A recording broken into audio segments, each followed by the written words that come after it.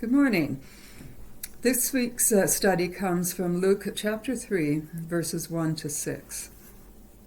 Luke is an apostle as opposed to a disciple. Apostles are those that deliver teachings to others. A disciple is a student, one who learns from a teacher. Not all disciples become apostles. Luke was a physician and a companion of Paul, and Paul was his greatest source of information about Jesus and his ministry. Luke was a Gentile by birth and well educated. In this gospel, as well as the book of Acts, he is primarily writing to non-Jews. I am reading this passage from the New Living Translation. Luke chapter 3, verse 1 to 6. It was now the 15th year of the reign of Tiberius, the Roman emperor. Pontius Pilate was governor over Judea. Herod Antipas was ruler over Galilee. His brother Philip was ruler over Iturea and Trachonitis. Lysanias was ruler over Abilene. Annas and Caiaphas were the high priests. At this time, a message from God came to John, son of Zechariah. John's also the son of Elizabeth, who was Mary's cousin, and John, who was living in the wilderness. Then John went from place to place on both sides of the Jordan River, preaching that people should be baptized to show that they had repented of their sins and turned to God to be forgiven.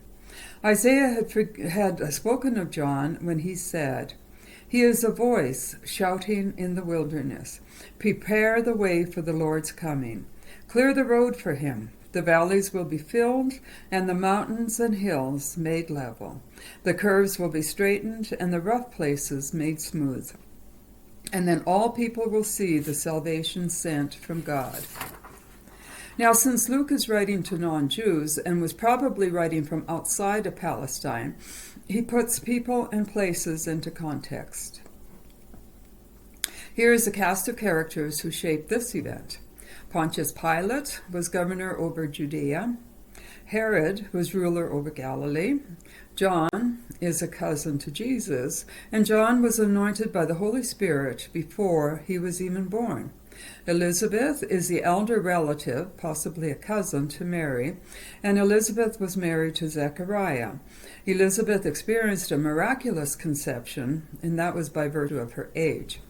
And I'll just read from Luke chapter 1, verse 13 to 17, and that's referring to this miraculous birth. "But the angel said, 'Don't be afraid, Zechariah. God has heard your prayer. Your wife Elizabeth will give you a son, and you are to name him John. You will have great joy and gladness, and many will rejoice at his birth. For he will be great in the eyes of the Lord. He must never touch wine or other alcoholic drinks. He will be filled with the Holy Spirit even before his birth, and he will turn many Israelites to the Lord their God. He will be a man with the spirit and power of Elijah. He will prepare the people for the coming of the Lord. He will turn the hearts of the fathers to their children, and he will cause those who are rebellious to accept the wisdom of the godly." The next individual is Zechariah, who was the husband to Elizabeth, and Zechariah was a priest from the tribe of Levi. He was also advanced in age, childless, and, along with Elizabeth, longed for and prayed for children. And then we have Mary, a young woman in her mid-teens, a virgin, betrothed to Joseph. And she experienced a miraculous conception by virtue of her being chosen by God to be the mother of Jesus. And I'll just read of that account in Luke chapter 1, 35 to 37. "But the angel made this reply to her, 'The Holy Spirit will come upon you. The power of the Most High will overshadow you. Your child will therefore be called Holy, the Son of God. Your cousin Elizabeth has also conceived a son, old as she is. Indeed, this is the 6th month for her, a woman who was called barren, for no promise of God can fail to be fulfilled.'" So in today's reading, Luke is quoting from a prophecy made by Isaiah. I think this is also done for the benefit of the non-Jewish audience who would not have been familiar with the Hebrew scriptures. At this point, it may be helpful to understand the difference between a prediction and a prophecy. Prediction. This is to forecast, foretell, or estimate a future event based on knowledge and reasoning. It's much like our weather forecasts. Whether they are accurate or not, they are based on knowledge and reasoning. A prophecy is to foretell or forthtell based on mystical knowledge or power. For Isaiah to make his statement, it had to be prophetic in nature, since there is no way he would have had foreknowledge of an event that was to occur approximately 685 years into the future. Now, the lives of John and Jesus intertwined in a variety of ways. To begin with, they were cousins.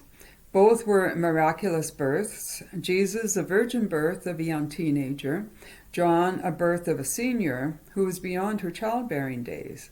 Both had a following. John along the Jordan River, Jesus throughout Palestine. Both were divinely appointed.